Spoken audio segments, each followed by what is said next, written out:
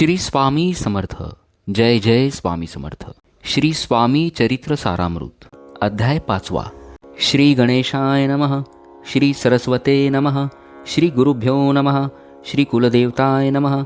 श्री अक्कलकोट निवासी पूर्णदत्तावतार दिगंबर यतिवर्य स्वामी राजाय नमः.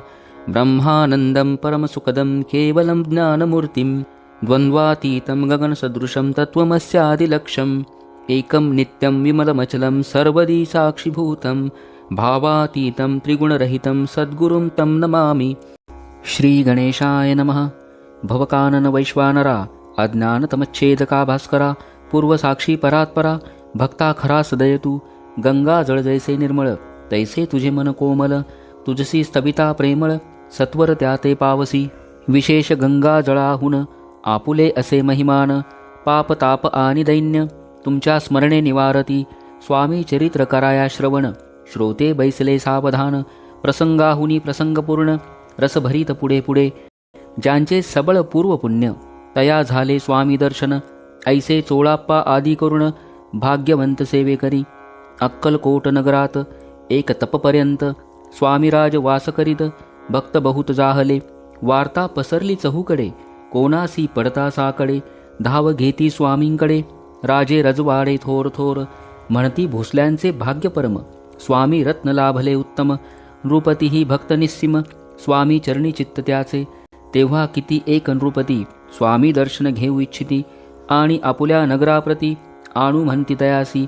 बडोद्या माझी त्यावसरी मल्हारराव राज्याधिकारी एकदा तयाचे अंतरी विचार ऐसा पातला अक्कलकोटाहुनी स्वामींसी आणावे आपुल्या नगरासी. मग कोणे एके दिवशी सबे माझी बैसले दिवाण आणि सरदार मान करी तैसे थोर थोर. बैसले असता समग्र बोले नृपवर तयापती कोणी जाऊनी अक्कलकोटासी येथे आणील स्वामींसी. तरी आम्ही तयासी इनाम देऊ बहुत त्याचा राखू सन्मान लागल ते तुके देऊ धन. ही वटपुरी वैकुंठ भवन वसता स्वामी होईल.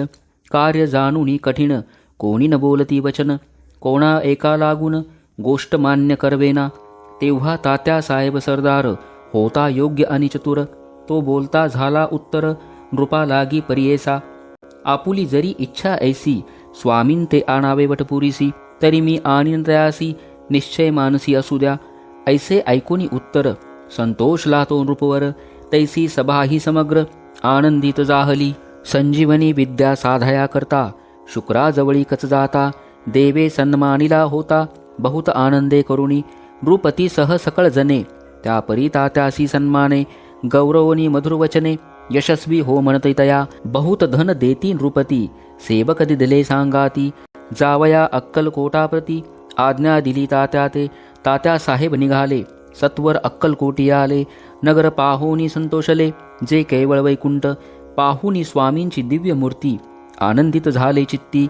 येथील जनांची पाहुन भक्ती धन्य म्हणती तया ते. अक्कलकोटीचे नृपती स्वामी चरणी त्यांची भक्ती. राजघराण्यातील युवती त्याही करती स्वामी सेवा आणि सर्व नागरिक तेही झाले स्वामी सेवक. त्यात वरिष्ठ चोळप्पादिक सेवे करी निस्सीम. ऐसे पाहुनी तात्यांसी विचार पडला मानसी या नगरातून स्वामींसी कैसे नेऊ आपण. अक्कलकोटीचे सकल जन स्वामी भक्त झाले पूर्ण.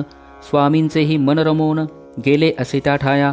प्रयत्नांती परमेश्वर प्रयत्ने कार्य होय सत्वर. लढवोनी युक्ती थोर कार्य आपण साधावे. ऐसा मनी विचार करुणी कार्य आरंभले तात्यांनी. संतुष्ट राहावे सेवकजनी ऐसे सदा करिताती. करोनी नाना पक्वान्ने करीती ब्राह्मण भोजने. दिदिले बहुसाल दाने याचक धने तृप्त केले. स्वामीची या पूजे प्रती नाना द्रव्ये समर्पिती. जेने सेवेकरी संतुष्ट होती ऐसे करती सर्वदा. प्रसन्न व्हावे भक्तवत्सले कार्य साधावे आपुले. म्हणून नाना उपाय केले द्रव्य खर्चले तात्यांनी. ऐसी आने काही न झाले केले ते तुके व्यर्थ केले. तात्या मनी खिन्न झाले विचार पडला तयासी. मग लढवली एक युक्ती एकांती गाठुनी चोळप्पाप्रती. त्याज लागी विनंती करती बुद्धिवाद सांगती त्या. जरी तुम्ही समर्थांसी घेऊन याल बडोद्यासी मग मल्हारराव आदरेसी इनाम देतील तुम्हा ते. मान राहील दरबारी आणि देतील जहागिरी. ऐसे नाना प्रकारी चोळप्पा ते सांगितले. द्रव्येन सर्वे वशा चोळाप्पाशी लागली आशा. तयाच्या अंतरी भरवसा जहागिरीचा बहुसाल. मग कोणे एके दिवशी करीत असता स्वामी सेवेसी, यतिराज तया समयासी आनंद वृत्ती बैसले. चोळाप्पाने कर जोडोनी विनंती केली मधुरवचनी, कृपाळू होऊनी समर्थांनी बडोद्या प्रती चलावे. तेणे माझे कल्याण मिळेल मला बहुत धन, आपुलाही योग्य सन्मान तेथे जाता होईल. ऐसे ऐकून या वचन समर्थांनी हास्य करून, उत्तर चोळाप्पा लागून काय दिले सत्वर. राव मल्हार नृपती त्याच्या अंतरी नाही भक्ती, मग आम्ही बडोद्याप्रती काय म्हणून चालावे. पुढले अध्यायी सुंदर कथा पावन होय श्रोता बघता. श्री स्वामी राजबदविता निमित्त विष्णुदास असे. इति श्री स्वामी चरित्र सारामृत नाना प्राकृत कथा संमत. सदा ऐकुत भाविक भक्त पंचमोध्याय गोडहा. श्रीरस्तु शुभं भवतु.